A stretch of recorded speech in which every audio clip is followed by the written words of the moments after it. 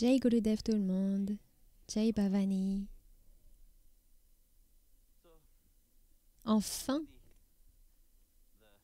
nous voici arrivés au dernier jour de Navaratri. Masiddhidatri.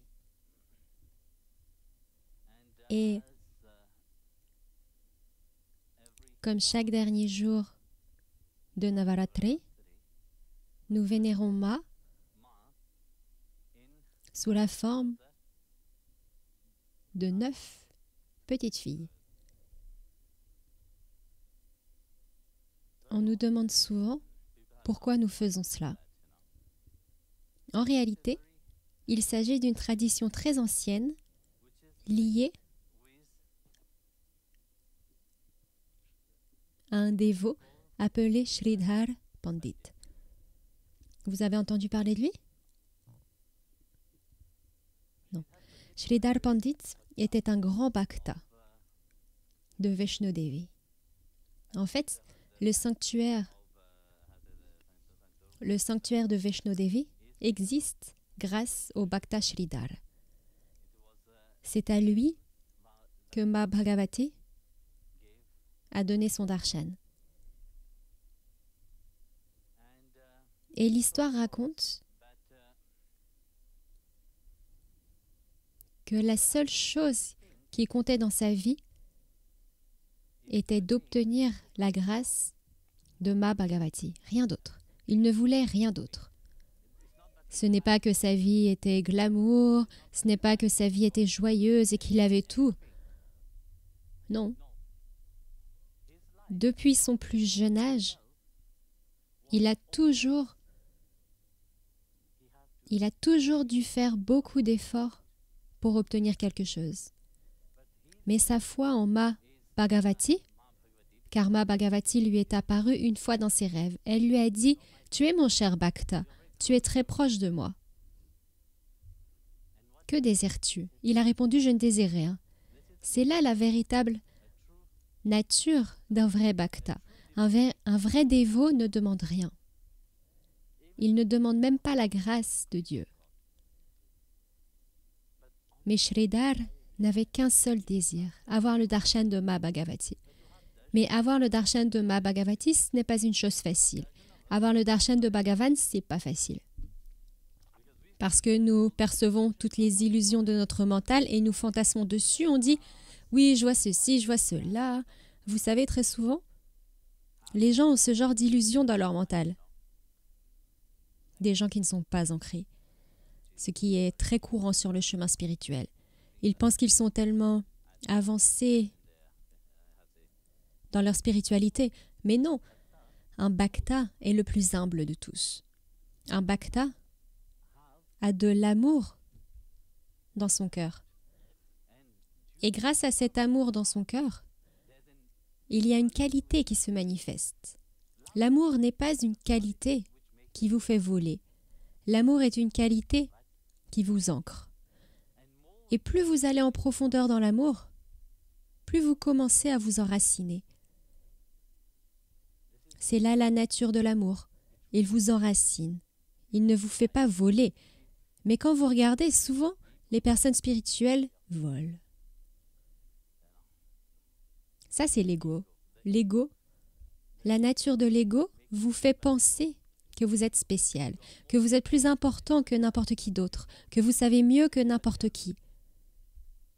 Voilà ce que raconte notre ego. Mais les bhaktas, eux, sont humbles. Ainsi, Sridhar n'avait qu'un seul désir, avoir le darshan de Ma Bhagavati. Et Ma Bhagavati voulait elle aussi donner le darshan à son bhakta Sridhar. Alors les deux, Ma Bhagavati souhaitait la même chose que lui. Et le bhakta souhaitait également la même chose qu'elle. Ça ne peut pas être qu'à sens unique, c'est réciproque. C'est cela qui les relie l'un à l'autre.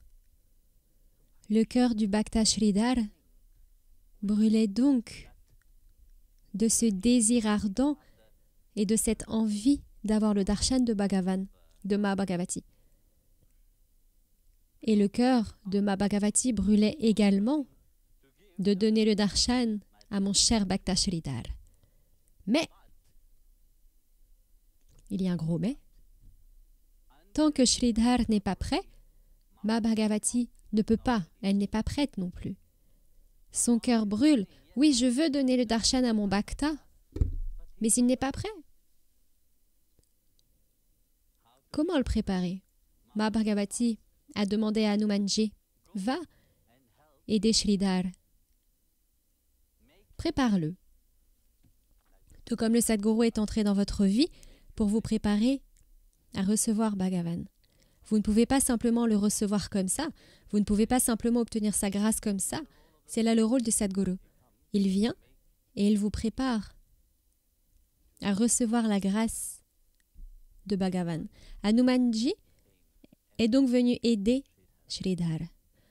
Et dans ce contexte, Ma Bhagavati a demandé que l'on organise le Kanya Puja, que l'on invite 9 petites filles avant qu'elles aient leur menstruation. Car une fois qu'elles ont leur menstruation, elles ne sont plus des petites filles. Cette pureté disparaît chez la femme.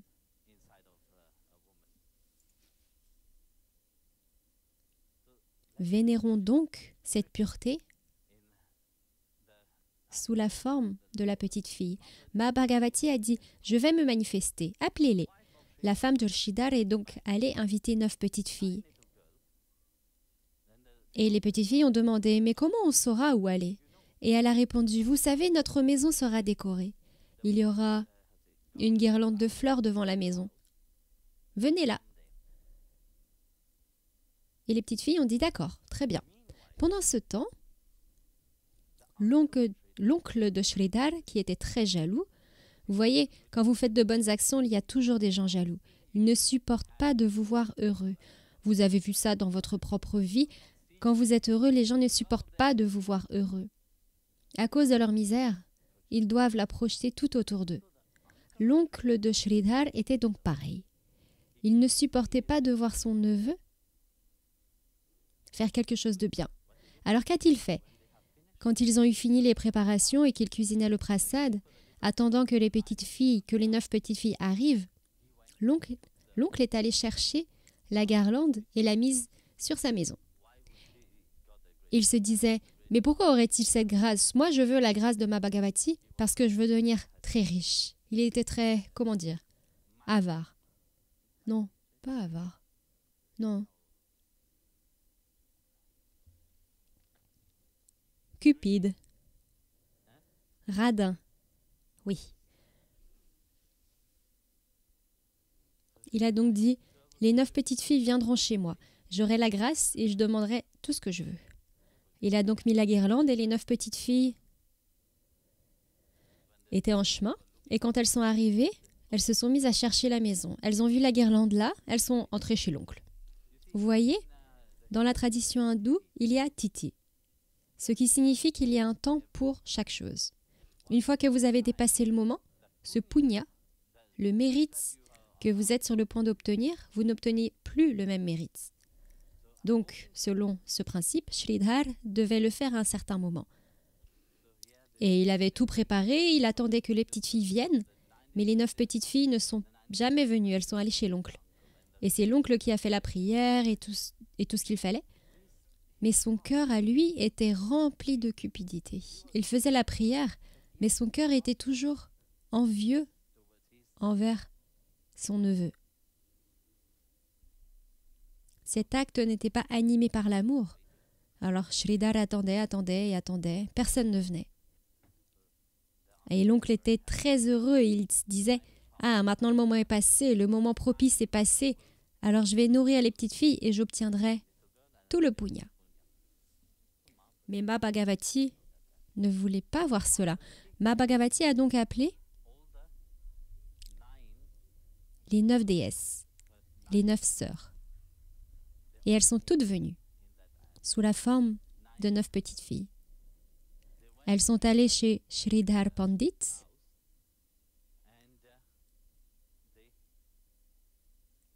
et l'ont béni. Sridhar Pandit ne pouvait pas voir que c'étaient les déesses qui étaient venues. Il ne voyait que les petites filles.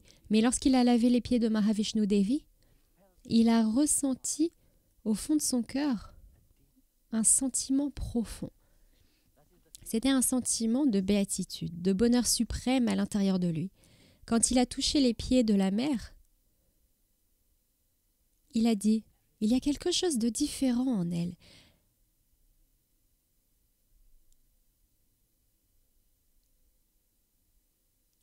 Il y a quelque chose de différent en elle. Il voulait demander « Mère, est-ce que c'est toi ?» Mais il n'en était pas si sûr, alors il s'est dit « Dis rien ». Ça me rappelle quand Ma Bhagavati, Bhadrakali, est venue à Ravi et qu'elle a dit « Tu dois me reconnaître ». Mais comment? Après cela, il m'a demandé « Comment vais-je la reconnaître? Elle va revenir, mais sous quelle forme reviendra-t-elle » Où est Ravi? Et je lui ai répondu « Incline-toi devant chaque femme qui viendra. Ça pourrait être la bonne. » Heureusement que ça ne se passe pas ici et maintenant.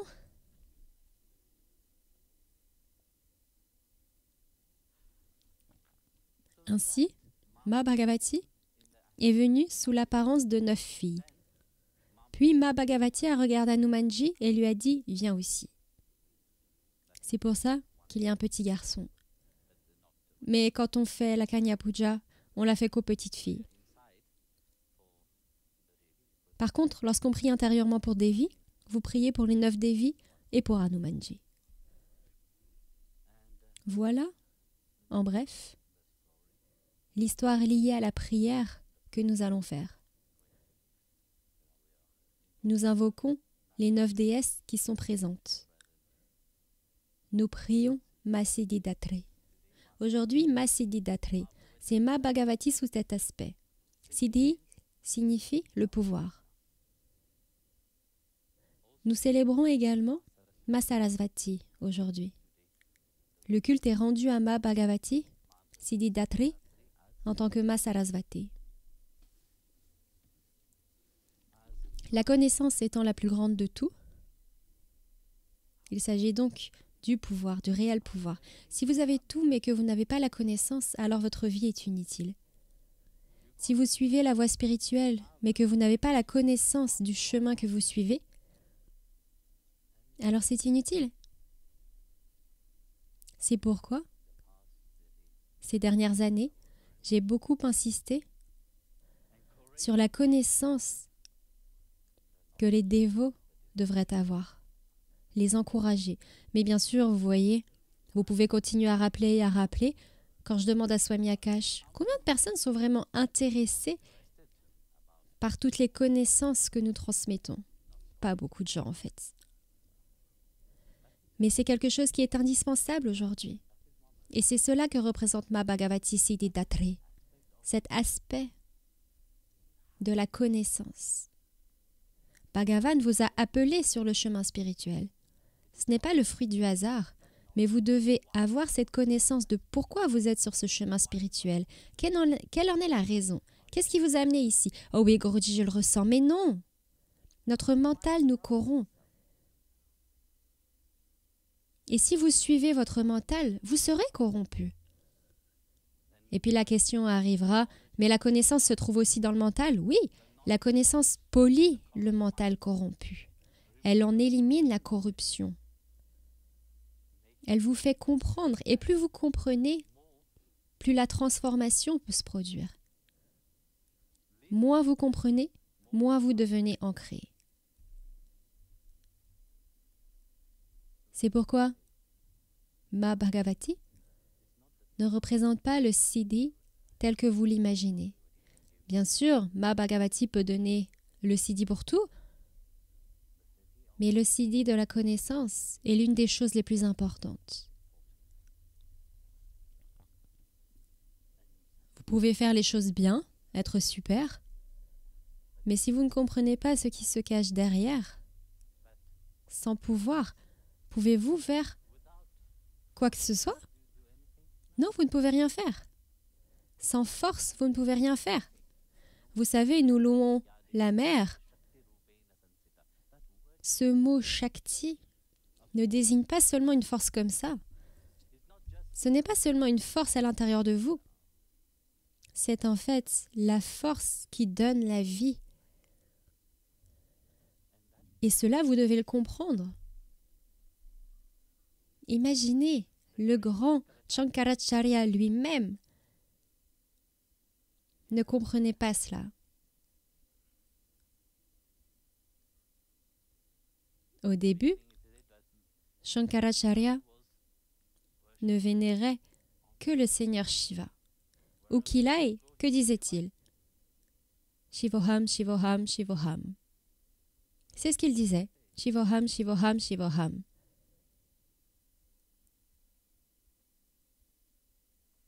Seul Shiva existe, personne d'autre.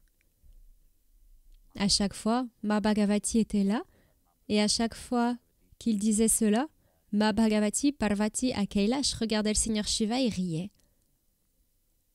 Elle riait à cause de cela, l'ignorance, car très souvent, nous pouvons avoir beaucoup de connaissances, et pourtant, avec la connaissance vient aussi l'arrogance de la connaissance, la fierté de « oui, je sais tout ». Personne n'en est épargné, même Shankaracharya n'en est pas épargné. Mais Ma Bhagavati, en tant que mère, se soucie toujours. Elle savait que Shankaracharya serait une grande personne qui apporterait quelque chose de grand au monde. Mais d'abord, vous devez transcender cet orgueil égoïste qui naît de la connaissance.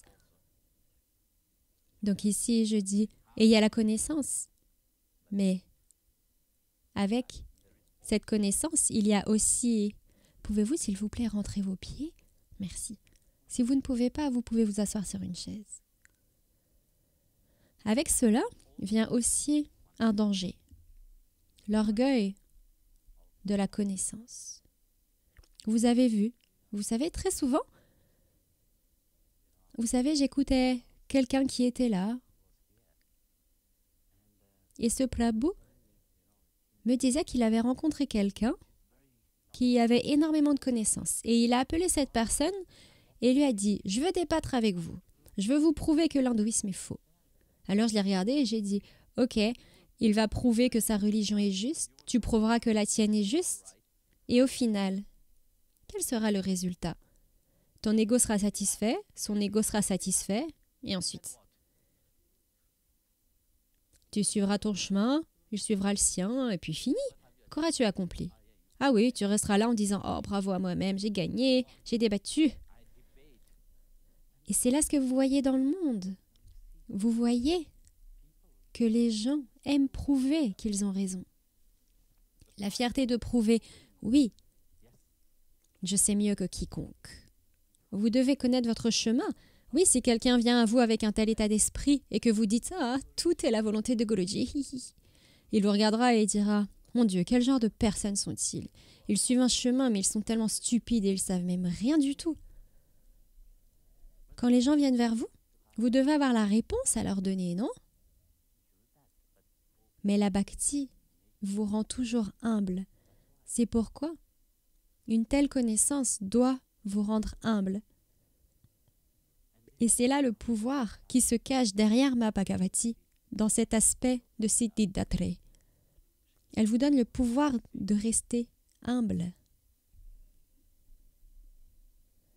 Ainsi, Adi Shankaracharya était devenu très fier de Shiva, Shiva, Shiva, Shiva. C'est ce qu'il disait, seulement Shiva, rien d'autre. Un jour, alors qu'il passait vers Gangotri, il était fatigué. Il faisait nuit et il avait besoin de se reposer. Bien sûr, quand Adi Shankaracharya voyageait à cette époque, il était accompagné de milliers de bhaktas. À cette époque, il n'y avait pas d'hôtel. Ils ont donc simplement posé leur matelas par terre et sont endormis. Ma Bhagavati voulait tester Shankaracharya. Lorsque nous chantons le Durga Charisa, il y a une partie dans le Durga Charisa qui dit pour détruire l'orgueil de Shankara, ma Bhagavati a accompli un lila. C'était donc pour détruire cet orgueil. Tandis qu'Adi Shankaracharya était allongé, il a soudainement senti une soif intense. Alors il a demandé à l'un de ses disciples, « S'il te plaît, va me chercher de l'eau, j'ai soif. » Mais même pour dire cela, il n'avait pas la force de prononcer les mots. Il ne pouvait pas bouger. À ce moment-là, Shankaracharya a regardé autour de lui et a vu une jeune fille, âgée d'environ 10 ou 11 ans, vêtue de rouge, tenant un pot, se déplaçant très élégamment dans sa robe. Elle portait des boucles d'oreilles en perles, un collier de perles, et elle tenait également des perles dans sa main. Ses bracelets de cheville étaient tellement beaux. Adi Shankaracharya regardait Ma Bhagavati, il regardait cette petite fille, et il était fasciné par la beauté de cette petite fille. Il faisait nuit. La petite fille allait à la rivière, elle a pris de l'eau et elle a commencé à marcher dans la direction opposée. Shankara l'a vue et lui a dit « Ma fille, pouvons-nous avoir un peu d'eau? J'ai la gorge sèche. » La petite fille s'est retournée et elle s'est mise à rire. Quand elle riait, c'était comme si un éclair frappait, comme si le tonnerre grondait. C'est étrange. Pourquoi rit-elle? Se demandait Shankara. S'il te plaît, donne-moi un peu d'eau. Et la petite fille a répondu à Shankara. Tu me demandes de l'eau? Tu as toute la rivière devant toi. Va la chercher toi-même. Shankara a répondu, mais je n'ai pas la force. Il n'y a pas de Shakti en moi. Pas de Shakti. La petite fille a dit, demande à l'un de tes tchellas d'y aller. Demande à l'un de tes dévots d'aller chercher de l'eau. Il a dit, il n'y a pas de Shakti. Ainsi, à tout ce que la petite fille disait à Shankara, Shankara répondait, il n'y a pas de Shakti, il n'y a pas de Shakti, il n'y a pas de Shakti, il n'y a pas de Shakti. Puis elle se tient là et il dit, tu vois, c'est ça ton problème. Je te pose une seule question. Crois-tu en la Shakti elle-même? Tout indique que non, tu n'y crois pas. Tu dis il n'y a pas de Shakti, il n'y a pas de Shakti, il n'y a pas de Shakti. Mais tu n'as même pas foi en la Shakti. Quelle force aurais-tu pour faire quoi que ce soit? Tu chantes toujours à la gloire de Shiva, Shiva, Shiva.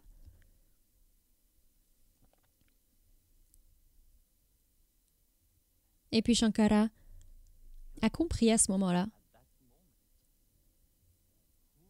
Qui est-elle? Qui est cette petite fille au milieu de la nuit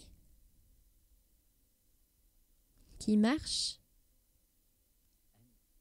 et va chercher de l'eau? Elle est si gracieuse.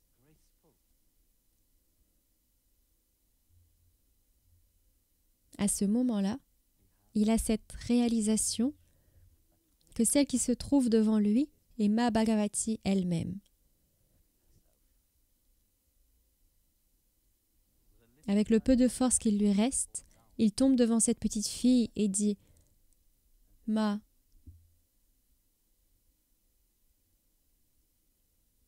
pardonne-moi. » Il s'agit là de la prière Gatishtam, Gatishtam, Gatishtam, Twameka Bhavani. C'est lorsqu'il a composé ces versets louant Ma, où il dit « Tout d'abord, je ne connais aucun mantra, je ne connais aucun tantra, je ne sais rien. Mais une chose que je connais, c'est que je ne connais que toi. Sans toi, je ne suis rien. » Mais alors, Ma l'a regardé et lui a dit « Mais tu es un Shiva Bhakt ?» Et il a répondu « Eh bien oui. » Mais regarde Shiva. Il a des cheveux emmêlés.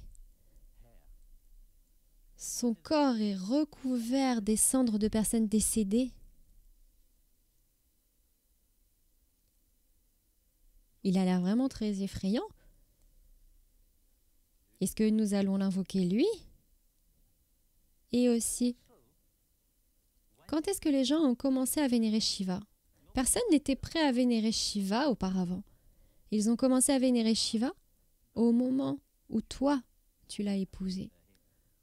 Quand tu as épousé Shiva, tout le monde a commencé à vénérer Shiva. Parce qu'il n'y a aucune différence entre toi et Shiva. Shiva ne peut pas exister sans toi. Sans toi, Shiva n'est qu'un cadavre, rien d'autre. C'est donc toi, cette Shakti. Ma Bhagavati était très satisfaite de Shankara et elle l'a béni. C'est un rappel. Et cela vaut aussi pour notre vie, vous savez, que Ma, le Dieu divin, Shri Hare, le bonheur suprême qu'il a donné à propos de la vie elle-même, c'est là la chose la plus précieuse. Si vous ne vous en rendez pas compte et ne le réalisez pas quand on vous le rappelle, alors vous perdez l'une des opportunités les plus précieuses de votre vie. Ma Bhagavati vous a donné le don, elle vous a donné la grâce d'être ici. Shri Hari a donné cette grâce au Bhakta. Il est entré dans votre vie.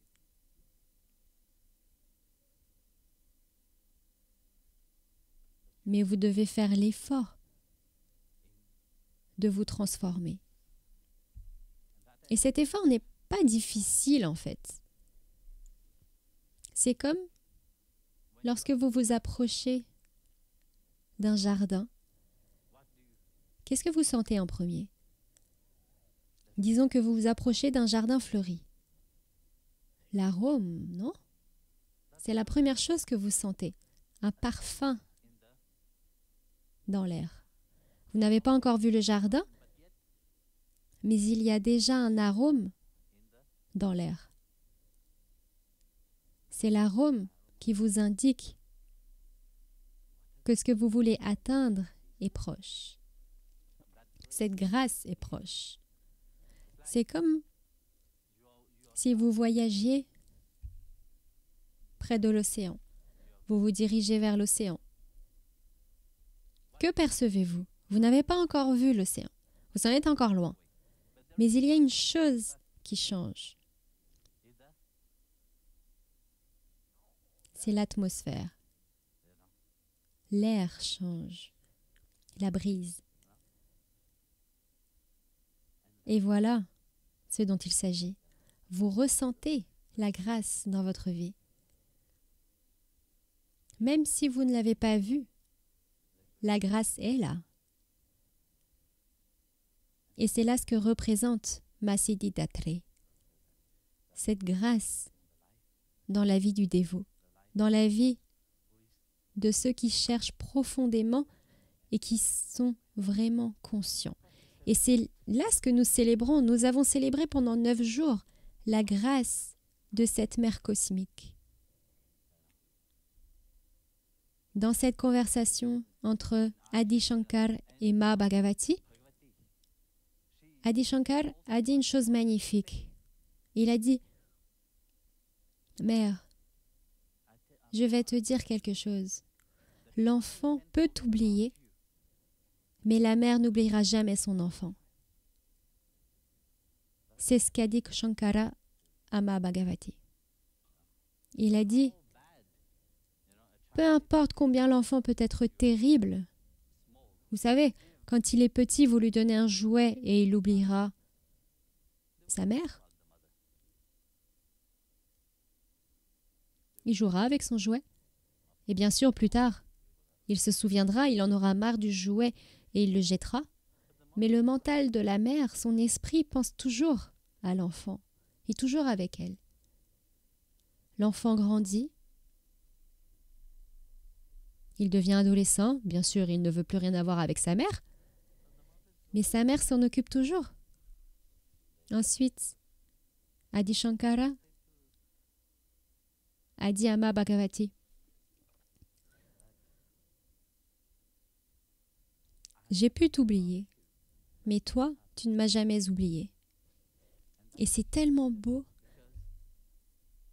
parce qu'à chaque fois que vous vous incarnez sur Terre, chaque fois que vous venez ici, vous êtes né, vous vous réincarnez ici, et vous oubliez.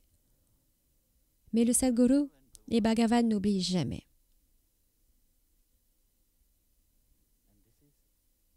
Et c'est là la grâce dans votre vie.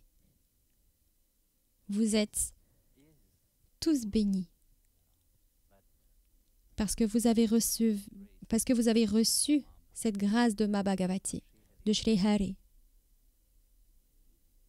Car cela n'est pas donné à tout le monde. Jai Gurudev à vous tous. Profitez de cette nuit bénie. Cette nuit où tout est serein, où tout est calme. C'est pourquoi nous célébrons Mahabhagavati la nuit. La nuit, c'est le moment où vous vous régénérez. C'est le moment où vous vous rechargez en énergie.